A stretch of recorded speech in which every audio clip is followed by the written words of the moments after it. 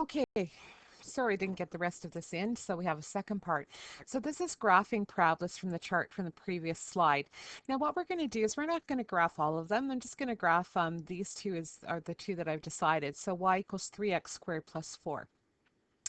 So let's start with this one first. The very first thing that I need to do is I need to determine what the vertex is, and we talked about that already. So I know it's 0, 4, so 1, 2, 3, 4. I have a step pattern this time of, because I have a 3 here, so I know I go over 1 up 1 squared times 3, so 1, 2, 3. Then normally I go over 2 up 2 squared, which would be 4, but I have to do 4 times 3, which would be 12. So let's see if I have 12 left on here. So 1, 2, 3, 4, 5, 6, 7, 8, 9, 10, 11, 12. Okay, and I'm going to get the other ones on the other side. Now, if this was your graph on a test, I wouldn't give you full marks. Do you want to know why? A few things missing here.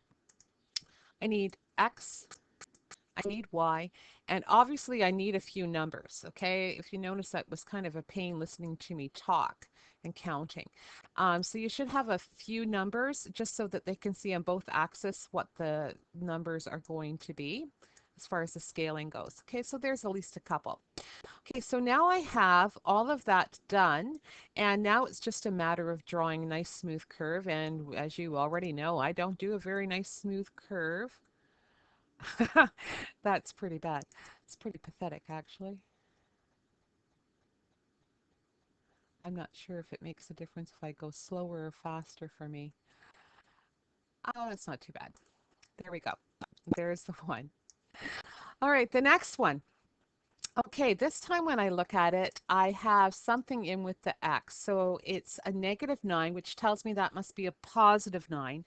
And there's nothing added or subtracted. So my vertex here is 9, 0. So again, I'm going to pick up something pretty. So we go 2, 4, 6, 7, 8, 9, 9, 0.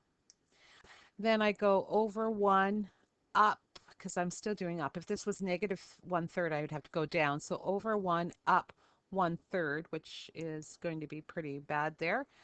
Then over 2, up 4, but 4 times 1/3 is 1 1/3. Okay, and let's do one more. So over 3 up 9 times 1/3 would be 3. 1, 2, 3. So you can see that this is actually compressed pretty good comparison to the other one that we just finished doing that was actually expanded. Okay, so there we have it, and we're just going to again draw as smooth a curve as possible through those points, draw our arrows on the end. So really important as far as communication goes that you have arrows on the ends of your parabola, that you have your axes marked with X and Y, and that you have some scaling numbers on both axes, both the X and the Y. And no one caught me with that, the Y and the X. I don't know what I was thinking, normally because I always say X and Y and I just put that in the wrong spot. A pretty bad mistake on my part. Okay, so you have some examples and some questions for you to play around with. Really need to be able to graph these parabolas and answer the questions. As I told you already, the next 2 units are based also on parabolas on quadratic functions. And online you will find the review sheet and also the answers to the review sheet, which you can do during class time. Okay, so have fun.